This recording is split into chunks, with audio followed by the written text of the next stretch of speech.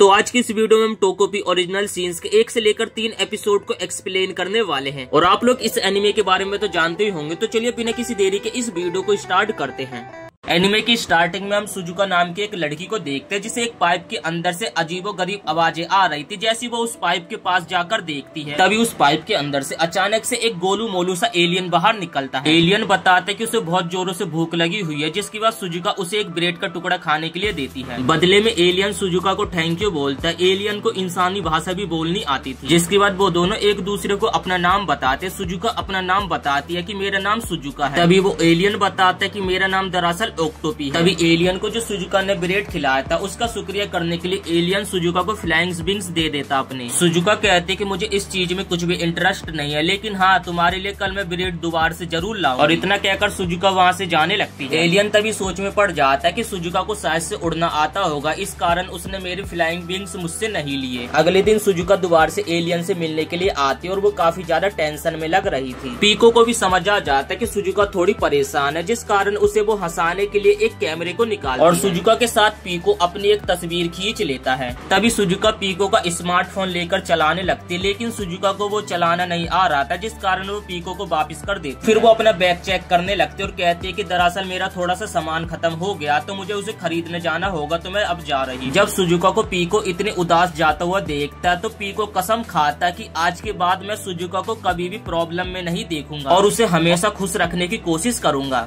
अगले दिन पीको अपने हाथ में एक फूल लेकर रखता है और सुजुका को खुश करने की कोशिश करता है, लेकिन सुजुका तो बिल्कुल भी रिएक्ट नहीं करती है। अब पीको डिसाइड करता है कि वो सुजुका के घर जाएगा और सुजुका के घर जाकर पीको काफी ज्यादा हैरान हो जाता है। सुजुका के घर में उसके माता पिता नहीं थे, बस उसके पास एक प्यारा सा डॉग। और जो सुजुका का घर था वो भी बिखरा हुआ था और इस बिखरे हुए घर में सुजुका अकेली रहा करती और सुजुका का बस एक ही हंसने का सोर्स था, उसका प्यारा डॉग चबी। सुजुका बताती है कि जब भी वो चबी के साथ रहती है तो वो काफी ज्यादा खुश रहती है। ये सुनकर पीको को जेलस फील हुआ और वो कहता कि मैं भी यही चाहता हूँ कि सुजुका मेरे बारे में ऐसा ही सोचे। और ये बात सुजुका पीको को कहता है, जिस कारण सुजुका पहली बार पीको को देखकर स्माइल करती है। लेकिन जब अगले दिन सुजुका पीको से मिलने के लिए आती है, तो उसकी काफी ज्यादा फटी हालत थी। देखकर लग रहा था कि शायद से उसे किसी ने बहुत ही बुरी तरीके से मारा हो। सुजुका बोलते दरअसल आज मेरे दोस्त से मेरी लड़ाई हो गई। तभी पीको कहता है कि लेकिन ये तुम्हारे चेहरे पर ये निशान कैसे? तुम्हारी स्किन एकदम पर्पल हो चुकी है। जिसके बाद पीको कहता है कि जब मैं भी मुस्कुराता हूँ तो मेरी भी स्किन तुम्हारे जैसी पर्पल हो जाती है। लेकिन यहाँ पे पीको को तो ये मतलब ही नहीं पता था कि सुजुका को यहाँ पर किसी ने बहुत ही बुरी तरीके से मारा था। जिसके बाद पीको अपना एक रिबन निकालता और सुजुका को दे देता और कहता कि अगर तुम इसे अपने दोस्त को पहना दोगे तो तुम्हारा झगड़ा खत्म हो जाएगा। सुजुका तभी छोटी सी एक स्माइल करती है और पीको से उस रिबन को ले लेती और सुजुका कहती है कि मैं इसे घर जाके यूज करूंगी। जिसके बाद हम देखते कि रोजाना की तरह पीको आज भी सुजुका का पार्क में इंतजार कर रहा था, लेकिन सुबह से रात हो जाती है, लेकिन सुजुका उससे मिलने के लिए नहीं आती है। और जब पीको सुजुका के घर जाकर देखता तो वो देखकर एकदम हैरान हो जाता। उस फ्रेंडशिप रिबन से ही सुजुका ने फांसी लगा ली और ये देखकर पीको का दिल पूरी तरीके से टूट जाता और उसे समझ आता कि सुजुका अब मर चुकी है। पीको को लगता है कि शायद से मैंने रूल तोड़कर सुजुका को ये रिबन दिया, ये उसकी ही सजा है। तभी पीको को याद आता है कि अच्छा हुआ कि मैंने सुजुका के साथ एक पहले पिक्चर ले ली थी। अब पीको अपने कैमरे का इस्तेमाल करके समय को ही बदलने वाला। पीको उस समय में पहुंच जाएगा जब सुजुका जिंदा। जैसे ही फोटो एक्टिवेट होती है तो पीको के सामने सुजुका एकदम जिंदा खड़ी होती है। लेकिन पीको को अभी तक समझ नहीं आया था कि आखिर ह्यूमन सुसाइड क्यों करते हैं। और फिर पीको कसम खाता है कि इस बार अब मैं ऐसा यूनिवर्स बनाऊंगा जिसमें सुजुका हमेशा खुश रहेगी। और इसके बाद सीन शिफ्ट होता है, हमें वही समय दिखाया जाता है जब पीको सुजुका के साथ पिक्चर क्लिक कर रहा था। तभी पीको शर्माते हुए सुजुका को कहता है कि मैं चाहता हूँ कि मैं तुम्हारे साथ हमेशा एक शैडो की तरह रहूं। सुजुका भी पीको की बात को बिल्कुल भी मना नहीं करती। मैं आज पहली बार सुजुका के स्कूल गया था। मैंने एक फ्लावर गैजेट पहन रखा था जो कि मेरे को एक फ्लावर में ढाल देता और जिस कारण मुझे कोई भी नहीं देख पाएगा क्लास में। तभी एक बिगड़े बाप की लड़की सुजुका के पास आती है, जो कि सुजुका को पैरासाइट कहती है और वो ये भी कहते कि तुम्हारे शरीर से एक सड़े हुए डॉग की बदबू आती है। सुजुका को लगता है कि शायद से उन लोगों ने पीको की वजह से उसकी बेइज्जती करी है, तो वो पीको को लेकर एक फ्लावर पॉट में डाल देती है। और तभी उस बिगड़ी बाप की लड़की ने सुजुका का होमवर्क छिपा दिया और जब क्लास में टीचर आती है तो वो कहती है कि आज सुजुका होमवर्क करके नहीं आई है। और ये सारी चीजें पीको फ्लावर पॉट में बैठा हुआ देख रहा था और पीको को लगता है कि शायद से यही कारण था सुजुका के सुसाइड करने। वो दोबारा से अपने मैजिकल कैमरे को निकालता और उसमें सुजुका की वही फोटो को डाल देता और उसके बाद वो दोबारा से टाइम को रिवर्स कर देता है। और रिवर्स टाइम में जाने के बाद पीको सुजुका को अपना होमवर्क संभाल के रखने के लिए कहता है और क्लास में उस दिन जो भी मैथ के सारे क्वेश्चन पूछे जाएंगे वो सारी चीजें पीको सुजुका को बता देता है। क्लास में जब टीचर सुजुका से क्वेश्चंस के आंसर पूछता तो सुजुका सारे क्वेश्चंस के एकदम सही आंसर देता और जिस कारण क्लास में जो सुजुका को बुलिस करने वाली लड़कियां होती ये देखकर एकदम हैरान हो जाती हैं। और तभी जीना से टीचर पूछते जिसे कुछ नहीं आता होता तो टीचर उसे वहीं पे खड़ा कर देती है। लंच टाइम में जब सुजुका अपने लंच खा रही होती तो वो अपने पूरे लंच को खत्म नहीं कर पाती जिस कारण वो सभी लड़कियां उसे बुली करने लगती हैं। लेकिन यहाँ पे पीको भी ये सारी चीजें देख रहा था। वो एक फूंक मारता और फूंक मारते अपने मुंह के अंदर सारे खाने को खा लेता है। जब वो खाली प्लेट लेकर क्लास से बाहर निकली तो सभी लोग उसे देखकर एकदम चौंक गए। और अब जब भी अब सुजुका को किसी भी समय प्रॉब्लम आई तो पीको उसका एक ढाल बनकर सामने खड़ा हो गया सारी प्रॉब्लम से आगे लड़ने। जीना को देखकर लगता था कि शायद से सुजुका से वो काफी ज्यादा नफरत करती या फिर वो उससे जेलस है। जीना अब अगले दिन सुजुका को मिलने के लिए बुलाते और जब सुजुका जीना से मिलने के लिए जा रही होती है तो कुछ लड़कियां बात कर रही तो फाइनली अब जीना सुजुका से पैचअप करना चाहती लेकिन तभी पीको देखता है कि सुजुका काफी ज्यादा घबरा रही थी तो वो जाकर बाथरूम में छिप जाती है। पीको डिसाइड करता है कि मैं सुजुका का एक डुप्लीकेट बन के जीना से मिलने के लिए जाऊंगा जिसके बाद पीको सुजुका का रूप लेकर जीना से मिलने के लिए जाने लगता है। तभी पीको जैसी सुजुका के रूप में जीना से मिलने के लिए जाता है तो जीना उसके गाल पे एक जोर का रगड़ देती है। पीको को लगता है कि शायद से जीना को उसके बोलने का तरीका पसंद नहीं आया होगा जिसके बाद वो जैसी जीना को कुछ दोबारा से बोलने के लिए जाती तो वो 2-3 चांटे और पीको को रगड़ देती है। और इसके बाद पीको को यहाँ पे जीना बहुत ही बुरी तरीके से मारती है। पीको को समझ आ जाता है कि जीना यहाँ पे सुजुका से कितनी ज्यादा नफरत करती है और जो भी वो सारी चीजें सोच रहा था कि जीना सुजुका से पैचअप करना चाहती है वो सारी चीजें वो एकदम गलत सोच रहा था। तभी जीना सुजुका को पैरासाइट बोलती है और उसके बाद वो अपने पॉकेट से एक पेन को निकालती है और जस्ट वो सुजुका की आंखों में उस पेन को मारने ही वाली। ये देखकर पीको काफी ज्यादा घबरा जाता है और वो अपने कैमरे को एक्टिवेट करता है और उसी समय पास्ट में पहुंच जाता है कि जब वो सुजुका के साथ फोटो खींच रहा था। पीको डिसाइड करता है कि वो सुजुका को कुछ भी होने नहीं देगा। पीको भाग भाग के सुजुका के पास जा रहा था तभी सुजुका से एक लड़का मिलने के लिए आता है। वो लड़का कहता है कि तुम्हें जीना बुली करती है, मैं इस बारे में सबको दिल खोल कर बताऊंगा। लेकिन सुजुका वहाँ से जाने लगती है और उस लड़के को कहते हैं कि इस तरीके से ये प्रॉब्लम इतने जल्दी खत्म नहीं होगा। ये सारी प्रॉब्लम मरीना के पिता के चक्कर में हुई है जिसका की सुजुका की माँ के साथ अफेयर चल रहा है और मरीना के पिता को छीनने का कारण वो सुजुका को ही मानती है जिस कारण वो इतना ज्यादा सुजुका से नफरत करती है। इसी के साथ ये एपिसोड यहीं पे समाप्त हो जाता है। एपिसोड 2 की स्टार्टिंग होती है। हम देखते कि क्लास में टीचर कुछ मैथ के क्वेश्चंस करा रही थी और वो सुजुका को उठाती और उससे आंसर पूछती। लेकिन जो सुजुका होती है उसका तो क्लास में ध्यान ही नहीं था और उसे ये भी नहीं पता था कि टीचर आखिर पढ़ा क्या रही और तभी सुजुका क्वेश्चन का आंसर नहीं दे पाती है जिस कारण सभी लोग उसी को घूर रहे थे। लेकिन तभी सुजुका ये देखकर हैरान हो जाते कि मरीना चैन तो उसे हमेशा बुली करने का बहाना ढूंढते लेकिन आज वो उसे कुछ कह भी नहीं रही थी। इसके बाद हम देखते कि सुजुका नाइट में अपने डॉग और पीओ के साथ पार्क में वॉक करने के लिए आती है लेकिन वो ये सोचकर एकदम टेंशन में थी कि आज मरीना चैन ने उसे बुली नहीं किया। फिर सुजुका बताने लगते कि जब मैं छोटी थी तो अपने फादर के साथ यहाँ पे वॉक करने के लिए आती थी और फिर वो कहते कि मुझे आज तक ये समझ नहीं आया कि मेरे माता पिता ने आखिर डिवोर्स क्यों किया और वो लोग यहाँ पे मुझे अकेला क्यों छोड़ के चले गए थे। पीओ तो यहाँ पे हैरान हो जाता कि सुजुका ने फर्स्ट टाइम उससे अपने दिल की बात बोली थी। ऐसे ही वो लोग वॉक कर रहे थे तभी पीओ को वही पुरानी बातें याद आने लगती है कि कैसे वो सुजुका से फर्स्ट टाइम मिला था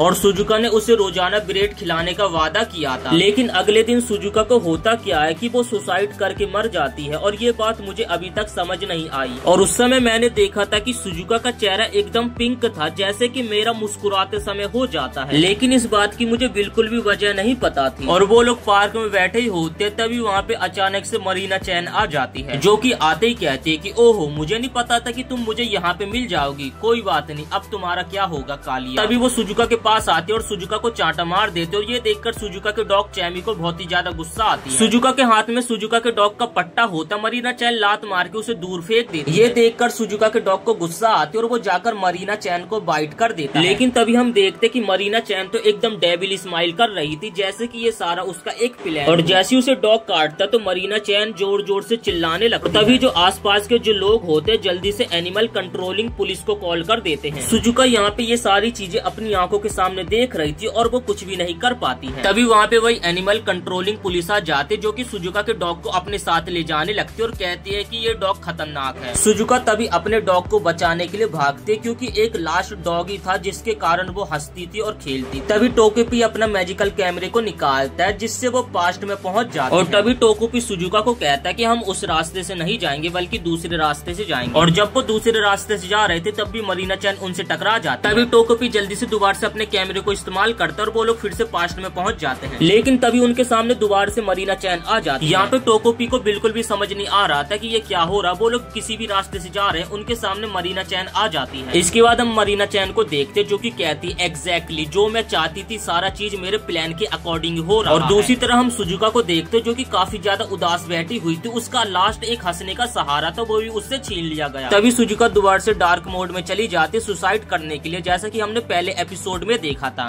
दूसरी तरह हम टोकोपी को देखते, जो कि सुजुका को कह रहा था कि तुम बिल्कुल भी टेंशन मत लो, मैं किसी न किसी कीमत पे तुम्हारे चैपी को बचाने की पूरी कोशिश करूंगा, ये मेरा तुमसे प्रॉमिस है। दूसरी तरफ सुजुका तो टोकोपी की बिल्कुल भी बात नहीं सुन पा रही थी। उसे लग रहा था कि उसकी पूरी जिंदगी तबाह हो गई हो। तभी टोकोपी चिल्लाकर कहता है कि प्लीज सुजुका मेरे ऊपर एक बार ट्रस्ट करने की कोशिश करो, मैं सब कुछ एकदम ठीक कर दूंगा। तभी सुजुका पीछे मुड़कर टोकोपी की तरफ देखती है और टोकोपी अपने कैमरे का इस्तेमाल करता है और हम देखते हैं कि सुजुका एक टेबल पे बैठी हुई थी एकदम फटी हालत में, मतलब कि उदास होकर। तभी हम एक महिला को देखते, जो कि सुजुका को कहती है कि तुम्हारे डॉग ने एक लड़की को काट लिया है, तो तुम्हारे डॉग को इस सिटी में रहने का कोई हक नहीं और तुम्हारे डॉग को अब यहाँ से कहीं दूर भेज दिया जाए। ये महिला शायद से सुजुका की माँ है, जो कि सुजुका से कहते कि देखो सुजुका, अब मुझे उनसे माफी मांगने के लिए जाना होगा, तो मैं जा रही हूँ, तुम अपना अच्छे से ख्याल रखना। और जाने से पहले सुजुका की मॉम कहते कि ये बता आखिर तुम ये गिरगिट वाला पौधा अपने सर पे क्यों रखती? सीन शिफ्ट होकर हम सुजुका को देखते, जो कि अपने घर आ जाते और उसके साथ यहाँ पे पियो भी आया था। पियो सुजुका को परेशान देखते और कहते कि शायद से तुम्हें भूख लगी होगी तो इसलिए तुम्हारा दिमाग खराब है, और वो सुजुका को ब्रेड खिलाने लगता है। लेकिन सुजुका पियो की बातों पे ध्यान नहीं देती और जाकर अपने बिस्तर में सो जाती। और यहाँ पर पियो कहता कि मुझे चाहे जितनी भी कोशिश करनी पड़ी सुजुका, मैं बिल्कुल भी हार नहीं मानूंगा, बस मैं तुम्हारे चेहरे पर स्माइल देखना चाहता हूँ। सीन शिफ्ट होता और हम देखते कि सुबह हो जाते और ओटोपी कंबल हटा के सुजुका को जगाता है। फिर सुजुका अपने स्कूल पहुँच जाते, जहाँ पर क्लास में पहुँचने के बाद सभी स्टूडेंट्स उसे एक साइको किलर की तरह देख रहे थे जैसे कि वो हो। तभी सुजुका के पास मरीना चैन आ जाती है, जो कि उसे साइको कहकर चिढ़ाने लगती है और वो कहती है कि तुमने जानबूझ के अपने पागल डॉग से मुझे कटवाने की कोशिश करी थी। लेकिन सुजुका उसकी बातों का ध्यान नहीं दे रही थी, जिस कारण तो मरीना चैन का वैसी दिमाग खराब होने लगता है। इसके बाद तभी टीचर क्लास में आती है और वो बच्चों को क्लास में पढ़ाकर जाने लगती है। तभी जो मरीना चैन की दोस्त होती है वो लोग दोबारा से सुजुका को चिढ़ाने लगती है और तभी मरीना चैन सुजुका से माफी मांगने के लिए कहती है, लेकिन वैसी सुजुका उसकी बातों पे ध्यान नहीं दे रही थी, तो उसका और दिमाग खराब होने लगता है। तभी पीछे से एक लड़का आता है, जो कि कहता है कि मरीना ये बताओ क्या तुम म्यूजिक की क्लास में नहीं जाओगी क्या? तभी मरीना कहते कि हाँ मुझे जाना तो है, और उसके बाद वो अपनी दोस्तों के साथ म्यूजिक की क्लास में चली जाती है। तभी वो लड़का कहता है कि सुजुका तुम्हारी तबीयत सी खराब लग रही है, मुझे लगता है कि तुम्हें नर्स ऑफिस जाना चाहिए। लेकिन सुजुका उसकी बातों पे बिल्कुल भी ध्यान नहीं देती और एकदम उदास चेहरा लेकर क्लास से बाहर चली जाती है। स्कूल की छुट्टी होती है और हम देखते मरीना चैन अपने दोस्तों के साथ घर जा रही थी। तभी वो अपने दोस्तों को कहते कि मुझे थोड़ा सा जरूरी काम तो क्या तुम लोग आज अकेले जा सकते हो? दूसरी तरह हम सुजुका को देखते, जो कि एकदम अकेले अपने घर की तरफ जा रही थी। तभी उसे रास्ते में मरीना चैन दिख जाती है। मरीना चैन सुजुका को कहती कि मुझे तुमसे थोड़ा बात करना, तो मेरे साथ चलो। और फिर वो सुजुका को अपने साथ एक सुनसान जंगल के अंदर ले जाने लगती है। और दूसरी तरफ हमारा जो ओटोपी होता है वो तो सोच रहा था कि शायद से मरीना चैन सुजुका से दोबारा से पैचअप करना चाहती है और इसीलिए वो सुजुका को अकेले अपने साथ ले गई है। और तभी मरीना चैन को एक फ्लैशबैक याद आता, जिसमें कि उसके माता पिता की घर में लड़ाई हो रही और ये सब सोच के मरीना चैन को काफी ज्यादा गुस्सा आते और तभी वो सुजुका को धक्का मारते और जमीन पे गिरा देते। सुजुका तभी मरीना से पूछते कि ये बताओ मेरा चैपी कैसा, मेरा चैपी कहाँ पे है? मरीना गुस्से में कहते कि मैंने तुम्हारे डॉग को जान से मार दिया, अब तुम कुछ नहीं कर पाओगी। ये सुनकर सुजुका यहाँ पे काफी ज्यादा रोने लगती है और फिर वो सुजुका को कहते कि ये बताओ आखिर तुम भी क्यों नहीं मर जाती? ये सुनकर यहाँ पे टोकोपी तो काफी ज्यादा हैरान हो जाता है और टोकोपी की आंखों के सामने ही मरीना चैन सुजुका को बहुत ही बुरी तरीके से मारने लगती है और वो कहते कि ये जो तुम खाना खाती हो और ये जो तुम कपड़े पहनती हो ना, ये मेरे पापा के दिया हुआ है। मतलब कि मरीना चैन यहाँ पे बहुत सारी बातें बोल रही थी और साथ ही वो सुजुका को बहुत ही बुरी तरीके से मार रही थी। दूर से ये सारी चीजें टोकोपी देख रहा था और वो सोच रहा था कि अगर वो जल्दी से सुजुका की मदद नहीं करेगा तो वो उसे जान से मार देगी। तभी वही टोकोपी को वही एक फ्लैशबैक याद आने लगता है, जिसमें सुजुका ने टोकोपी को कहा था कि जब भी मैं अपने डॉग के साथ रहती हूँ तो मुझे काफी ज्यादा बेटर लगता है। और तभी टोकोपी को याद आता कि उसने सुजुका को वादा किया किया था कि वो सुजुका को हमेशा खुश रखे, और तभी वो अपने हाथ में अपने कैमरे को पकड़ता और मरीना चैन के सर में मारता है। टोकोपी को यहाँ पे लगा नहीं था कि इतने धीरे से हिट करने पर यहाँ पे मरीना चैन डेड हो जाएगी। और अब तो यहाँ पे टोकोपी का कैमरा भी नहीं चल रहा था, मतलब कि थोड़ा खराब हो गया था। लेकिन मरीना चैन को इस हालत में देखकर सुजुका काफी ज्यादा खुश हो जाती है और सुजुका टोकोपी की तारीफ करने लगते, यार तुम तो सच में काफी ज्यादा अमेजिंग, मुझे सच में नहीं पता था कि तुम इतना कमाल का मैजिक भी कर सकते, तुमने सच में मरीना चैन को मार दिया। लेकिन यहाँ पे टोकोपी की तो काफी ज्यादा फट रही थी, उसे लगा नहीं था कि मरीना चैन इतने जल्दी मर जाएगी एक हिट में। और ये सारी चीजें करने के कारण सुजुका टोकोपी को शुक्रिया कहने लगती है कि तुमने आज मेरी बहुत मदद की। और तभी सुजुका टोकोपी को अपने साथ चलने के लिए कहती और वो लोग जंगल से बाहर निकलने लग जाते और इसी के साथ ये एपिसोड यहीं पे समाप्त हो जाता है। उम्मीद करते आप लोगों को ये एक्सप्लेनेशन वीडियो पसंद आई होगी। वीडियो पसंद आई तो वीडियो को एक लाइक करके चैनल को सब्सक्राइब जरूर से कर देना।